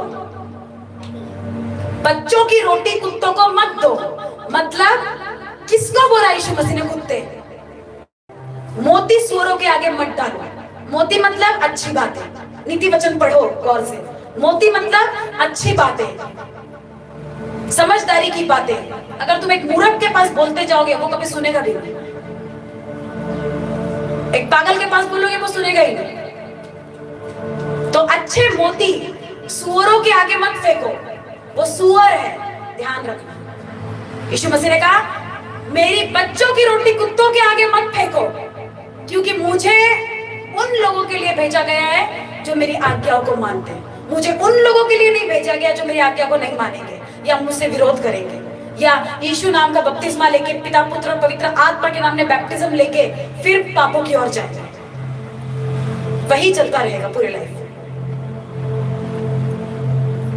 सिर के ऊपर से जा रहा है, सिर भारी हो गया क्या? भारी भी होता है सिर वचन सुन के, मेरे को एक्सपीरियंस है, भारी होता है सिर। हालेलुया। तो मोती सूअरों के आगे नहीं फेंकना, रोटी कुत्तों के आगे नहीं डालना। मतलब अच्छी बातें, जब तक वो व्यक्ति आगे वाला समझदार नहीं है पूरे तरीके से, उसको समझा चुके हो आप लेकिन नहीं समझ रहा है, मत फेंको। जिस दिन उसको समझ आ जाएगा अपने आप लाइन पे आ जाएगा। वो परमेश्वर है, वो सब कुछ कर सकता है। हालेलुया। मैं पहले बड़ा बोलती थी सबको, कलीसिया में कुछ पुराने लोग हैं उनको पता है, मेरी हैबिट थी एक कि उनको समझाते रहना, बताते रहना, ऐसा मत करो, ऐसा करो, ऐसा मत करो, इससे श्राप आएगा, तुम ऐसा मत करो, इससे तुम परमेश्वर से दूर हो जाओगे, तुमने ऐसा नहीं करना है, तुमने ऐसा चलना है। लेकिन मेरे स्पिरिचुअल फादर ने अभी 2 मीटिंग्स पहले कहा था मीटिंग में कि जब तुम कुछ नहीं होते हो ना, क्या जब तुम कुछ नहीं होते हो ना, लोग तुम्हारी बातों पे ध्यान नहीं देते। वो कितने लोगों ने मीटिंग सुनी मुझे नहीं पता है, लेकिन अभी 2 मीटिंग पहले, मेरे ख्याल से 6 तारीख या 9 तारीख की मीटिंग में उन्होंने कहा था कि जब तुम कुछ नहीं, उसके पहले की मीटिंग है, जब तुम कुछ नहीं होते हो तो लोग तुम्हें पूछते भी नहीं है, वो सुनते नहीं है तुम्हें, तुम जो कहते हो ना वो सुनते नहीं है। उनको लगता है क्या हमेशा करें, क्या हमेशा हमारे पीछे लगा के रखा है, क्या बाइबल पढ़ो प्रार्थना करो प्रार्थना करो प्रार्थना करो। ऐसी भी कोई लाइफ है बोरिंग जिसमें सिर्फ प्रार्थना ही करो? ऐसी भी कोई लाइफ है बोर जिसमें गैर भाषा ही बोलो? ऐसी भी कोई लाइफ है जो कहीं मत जाओ? ऐसी भी कोई लाइफ है जो पूरी पवित्रता में रहो, थोड़ी सी दारू भी ना पी ले हम? ऐसी भी कोई लाइफ है में ना जाए? ऐसी भी कोई लाइफ है हम मूर्ति पूजा का खाना भी नहीं खा सकते, हम मूर्ति को देख भी नहीं सकते? ऐसी भी कोई, ऐसे लोग, ऐसी बोरिंग लाइफ है ना? लेकिन जिसको बोरिंग लगती है ना वो बोरिंग ही समझेगा, लेकिन जिसके पास है ना उसको पता है ये लाइफ कैसी है, कितना मजा आता है जब इसमें तुम चलते हो। तो ओरिजिनल जब चलते हो तो मैं तब की बात करूं। हालेलुया। तो उन्होंने कहा था मैं ही चाय बनाता था, 3 लोग थे, मैं ही चाय बनाता था, मैं ही चाय देता था उनको, मैं ही सारे वो झाड़ू वाड़ू मारता था, मैं ही बनाता था और मैं ही प्रीच करता था और मैं ही हीलिंग करता था और मैं ही सब कुछ करता था। सुनी क्या वो मीटिंग किसी ने? आपने सुनी? और किसने सुनी? तुमने सुनी, तुमने सुनी, तुमने भी सुनी। बोला क्या नहीं बोला ऐसा? कितने लोग थे वो लोग? कितने थे? 3 थे ना? जब खामरा चर्च शुरू हुई, अभी की मीटिंग में बोला है, खामरा चर्च जब शुरू हुई तो 3 लोग थे। स्पेशली पूरी टेस्टिमनी दी उन्होंने खुद की लाइफ की, कि चाय बनाने वाला मैं था, झाड़ू मारने वाला मैं था, लोगों को प्रीच करने वाला मैं था, लोगों को चंगा करने वाला भी मैं ही था। और जब लोगों को समझाता था तो लोग बोलते थे कुछ नहीं है। आप सोचो आगे खामरा चर्च बन रही है ये, अगर वो बन सकती है तो ये भी बन सकती है। आज मैं भी चाय बनाती हूँ, मैं भी लोगों को देती हूँ। ऐसा नहीं है जो जल्दी आते हैं जो लोग, उनको भी पता है मैं चाय बनाती हूँ, मैं चाय देती हूँ, मैं झाड़ू मारती हूँ। इवन जो आप हमेशा जो मसाला भात खाते हो वो मैं ही बनाती हूँ। आप सोचो मजा आता है, ये लाइफ को जीने में मजा आता है। और फिर यहाँ पे आके प्रीचिंग करना, ये अद्भुत काम है परमेश्वर का। ये ग्रेस ही है जो करवा सकती है, ये अनुग्रह ही है परमेश्वर का जो बड़े बड़े काम को करवा सकता है। हालेलुया। तुमको नहीं पता है, आज मैं पूरा हफ्ता बिजी हूँ, एक दिन भी नहीं, तुमको एक दिन तो टाइम मिलेगा, मेरे पास एक भी दिन टाइम नहीं है, एक सिंगल डे भी नहीं है। और मैं धन्यवाद करती परमेश्वर का कि ज्यादा प्रेयर हो रही है मेरी। ऑल टाइम मैं गैर भाषा में होती हूँ, फुल टाइम में गैर भाषा मेरे मुंह में होती है। ग्रेस बढ़ चुका है मेरा, फायदा उठाना आना चाहिए। कौन सी चीज का कहाँ उठाना, अगर परमेश्वर देता है ना इस्तेमाल करो वो चीज। यहाँ से बैठती हूँ गाड़ी में, यवतमाल से वर्धा तक के पूरी गैर भाषा मेरे मुंह में होती है। 1.5 घंटा गैर भाषा, शैतान तो हिल जाता है पूरा। ऑफिस में बैठो, बाइबल निकाल के आधा पौन घंटा पढ़ लो, फिर गैर भाषा, फिर कुछ काम है काम करो, दिन भर धन्यवाद करो, प्रभु काम मैं नहीं तू कर रहा है, प्रभु दिन भर परमेश्वर परमेश्वर। कहाँ जाएगी ब्लेसिंग, किधर जाएगी, दिखेगी वो? इसलिए परमेश्वर की योजना में चलो। कुछ लोगों को लग सकता है ये मूर्ख बना है, यहाँ से छोड़ के वहां यवतमाल में एक भाड़े के घर में जाना। कुछ लोगों को मूर्खता लग सकती है, लेकिन मुझे पता है जब पवित्र आत्मा तुम्हारे लिए काम करना शुरू करता है ना, उसके काम करने का तरीका अलग होता है। और जब वो चीज दिखेगी ना, हैरान होगी दुनिया, पूरी हैरान हो जाएगी। आर्मी क्रूसेड, आर्मी के बाद में वर्धा क्रूसेड, अगले साल 2023 महीना बोलो या 1.5 महीना बोलो या 2 महीना बोलो, इतना तैयार हो जाओ ये 2 महीने में तुम कि हर महीने क्रूसेड करने की तैयारी रखो, हर महीने क्रूसेड करने की तैयारी रखो। और परमेश्वर मुझे लोग भी देता है, अपने आप ही आ जाते, पता नहीं कैसे, दिमाग में नहीं होता है कुछ भी, लेकिन परमेश्वर दे देता है, अपने आप ही दे देता है। चलो चलो चलो, अरेंजमेंट परमेश्वर करता है, तुमको चिंता करने की जरूरत, तुम चलो सिर्फ आगे बढ़ो। उसके कामों को करने के लिए वो ऐसी कोई अच्छी चीज तुम्हारे लाइफ से रख नहीं छोड़ेगा। वो बेस्ट लोग देगा, वो बेस्ट चीजें देगा, वो सब कुछ देगा, अद्भुत रीति से देगा। और जिस घर में मैं गई थी, अद्भुत परमेश्वर का कार्य मेरे लिए कि परमेश्वर मुझे जो मेरे स्पिरिचुअल फादर है, उनके मिनिस्ट्री के लोग ही दे रहा है आजकल। आर्मी में गई थी वो सिस्टर, उनकी बेटी खामराचल से बैप्टिज्म लेके आई है। हालेलुया। सोचो कहाँ ले जा रहा है परमेश्वर, और हम क्या कर रहे हैं? वही उसमें झगड़े में फंसे, उसी संघर्ष में फंसे, उसी आपाधापी वाले जीवन में फंसे हुए। हालेलुया। अपना बेस्ट परमेश्वर के लिए काम करो, बेस्ट काम करो उसके लिए। जो तुम कर सकते हो परमेश्वर के लिए वो आगे बढ़ो। मैं ये नहीं कह रही तुमने कभी भी फाइनेंशियली सपोर्ट करना, तुम जो काम कर सकते हो परमेश्वर के लिए करने के लिए, उसके राज्य को बढ़ाने के लिए तैयार हो, रूहों को बचाने के लिए तैयार हो। एक ही मकसद रखो, जो मेरे स्पिरिचुअल फादर ने विजन रखा है, वो परमेश्वर ने मुझे भी विजन दिया है कि मुझे मेरा काम इस धरती पे का एक ही है। मैं इसीलिए धरती पे भेजी गई हूँ। मेरा आने का मकसद एक ही है इस धरती पे, मैं रूहों को बचाऊं, मैं जितनी आत्माओं को हो सके खींच के लेके आऊं परमेश्वर के राज्य में। पौलुस कहता है यहूदियों के लिए मैं यहूदी बना, दूसरे लोगों के लिए मैं दूसरों के जैसा बना, ताकि मैं जितनी आत्माएं हैं उनको मैं सबको खींच के लेके आ सकूं परमेश्वर के राज्य में। हालेलुया। वो पाप उठा ले गया हमारा, हमारी जिम्मेदारी है उसके राज्य को बढ़ाना, हमारी जिम्मेदारी है उसके कामों को आगे लेके जाना। हमारी जिंदगी ऐसी नहीं होनी चाहिए कि हमने एक भी आत्मा को परफेक्ट नहीं बचाया। ये सबसे बेकार बात है परमेश्वर में आने के बाद की। हमारी वजह से रूहें ऐसी बचनी चाहिए कि परमानेंट फिक्स होनी चाहिए। पहले तुम बनो, उनको लेके आओ। हालेलुया। हमारा मकसद एक ही है, रूहों को बचाना, और ये तुम भी अपने दिमाग में फिट कर लो।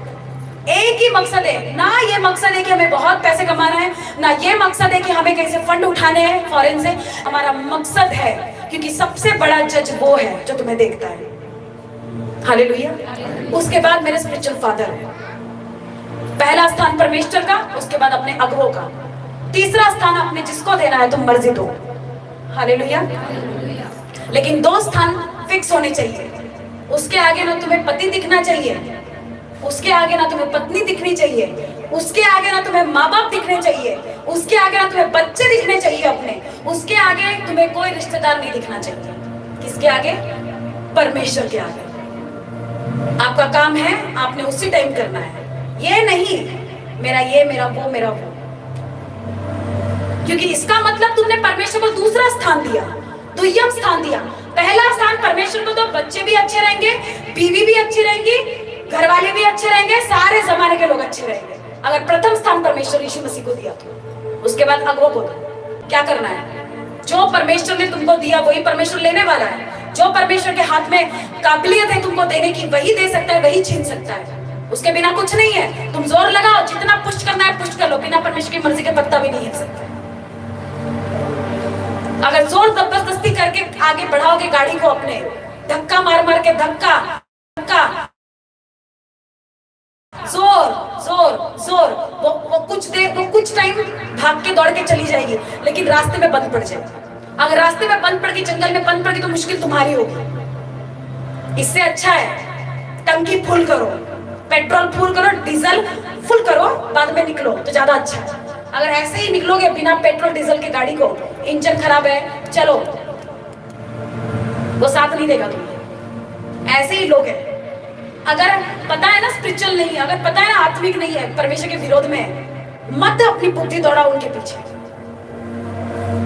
तुम अपनी आत्मिकता का ध्यान रखो, तुम अपनी स्पिरिचुअलिटी का ध्यान रखो, तुम अपनी आत्मिक उन्नति करो। पौलुस कहता है मैं सबसे अधिक गैर भाषा में बात करता हूं, क्योंकि जो कोई गैर भाषा में सबसे ज्यादा बात करता है वो अपनी उन्नति करता है। जब तुम गैर भाषा में बात करते हो तुम अपनी उन्नति करते हो। जब तुम गैर भाषा का अर्थ बताते हो तो तुम कलीसिया की उन्नति करते हो। और जब तुम प्रोफेटिकली वर्ड देते हो, भविष्यवक्ताई शब्द देते हो तुम लोगों को, तो तुम क्या करते हो? आगे वाले की सॉल्यूशन भी साथ में बताते हो, उसका इलाज भी बताते हो। ये तेरी जिंदगी में है, अब तूने क्या करना है। अगर तू ऐसा करेगा तो तू, तेरी लाइफ अच्छी। हालेलुया। इस तरीके से हमारे जीवन में काम होना चाहिए। समझ आया वचन? अपने जीवन में लो, अंगीकार करो कि परमेश्वर का लहू तुम्हारे लिए दोहाई देता है। यीशु का लहू तुम्हारे लिए बात करता है जब तुम गलती करते हो। उसकी पवित्र आत्मा, बाइबल कहती है पवित्र आत्मा शोकित होता है, दुखी होता है। जैसे तुम दुखी होते हो कोई बात पे कि मेरा पति मुझे छोड़ के चले गया, मेरी पत्नी मुझे छोड़ के चली गई, मेरे बच्चे बिगड़ गए, तुम जैसे दुखी होते हो वैसे पवित्र आत्मा दुखी होता है तुम्हारे लिए जब तुम पाप कर रहे हो, क्योंकि वो दिखता नहीं है, लेकिन जैसे हमारे पास वो समझ है, हमारे पास जो भावना है उसके पास भी है। वो भी शोकित होता है तुम्हारी एक गलती से, क्योंकि वो किसका आत्मा है? यीशु का आत्मा है। तो यीशु मसीह कौन थे? इस धरती पे कौन थे? परमेश्वर के रूप में वो आए ना, परमेश्वर थे ना वो। यहोवा पिता ने अपने इकलौते पुत्र को भेंट कर दिया इस धरती पे तुम्हारे और मेरे पापों के लिए। तो उसी का आत्मा जो सबके अंदर उसका श्वास है, वही आत्मा शोकित होता है जब तुमको देखता है गलती करते हो। तो कुछ तो विचार करो गलती करने से पहले, कुछ तो सोचो बुराई करने से पहले, कुछ तो मुंह को लगाम दो अपने किसके विरोध में बोलने से पहले, कुछ तो अपने मुंह को कंट्रोल करो। माँ के पास में गए चुगली कर दी, बाप के पास में बैठे चुगली कर दी। मैं कहती हूँ माँ बाप के पास भी बैठो तो चुगली मत करो किसी की। आपने सबके माँ बाप के पास भी बैठो ना, तब भी चुगली मत करो किसी की, ना ससुराल वालों की करो, ना इधर की करो, ना उधर की करो। इससे तुम्हारे ऊपर क्रोध आता है परमेश्वर,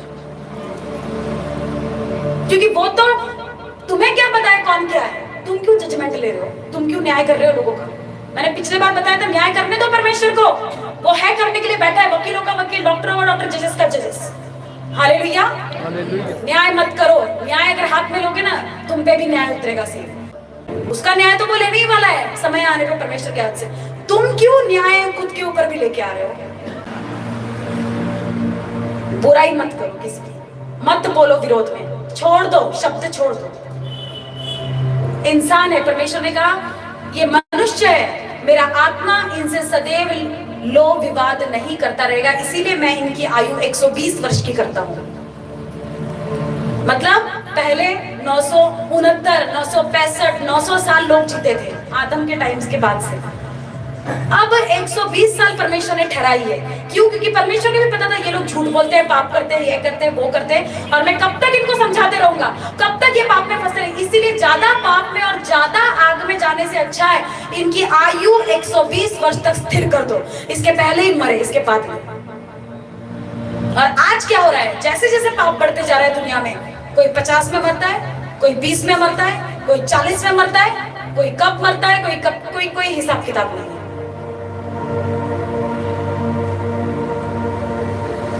हालेलुया।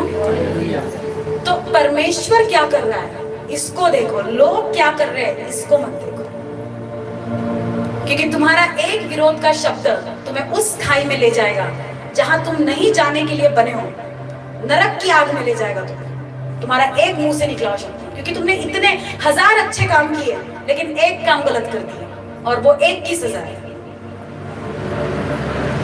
तुमने 1000 बार अच्छा काम किया लेकिन एक बार तुमने आज्ञा तोड़ दी, उसी की सजा, क्योंकि परमेश्वर तुमसे प्यार करता है और जिससे वो प्यार करता है उसको सजा तुरंत देता है। हालेलुया। ताकि वो सुधरे, फिर ना बिगड़े। मैं ऐसा कह रही हूँ, मैं ये नहीं कह रही हूँ सुधर के फिर बिगड़ जाए, मैं कह रही हूँ सुधरे और आगे बढ़े। परमेश्वर प्यार करता है तभी तो हो ना तुम यहाँ बैठे, वरना एक भी नहीं बैठ पाता, मुश्किल हो जाती है। माफ करता है तभी तो तुम बैठे हो ना, पर तुम्हें परफेक्टनेस नहीं है, परमेश्वर दूर रखता है। जब तक तुम सिद्धता में नहीं चलते हो, परमेश्वर दूर रखता है। हालेलुया। क्योंकि हमारी अभी भी बचपनों की आदत नहीं गई है झूठ बोलना, अगुओं से झूठ बोलना, बात बात में। जहां नहीं भी झूठ बोलना है वहां भी तुम झूठ बोलते जाते हो। ये क्या बात है? झूठ पे झूठ क्यों?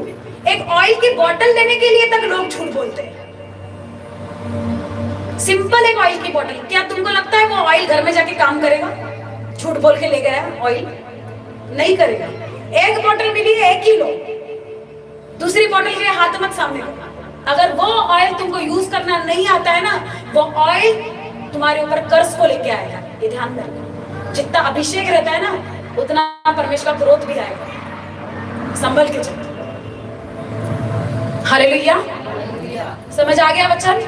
लहू, हाबिल के लहू से यीशु का लहू उत्तम बातें करता है। मतलब अगर हाबिल का लहू दुहाई दे सकता है तो परमेश्वर का लहू, यीशु मसीह का लहू तुम्हारे लिए कितने बार पुकारता होगा, तुमने सोच लेना। कितने बार वो परमेश्वर यहोवा पिता के लिए विनती करता होगा।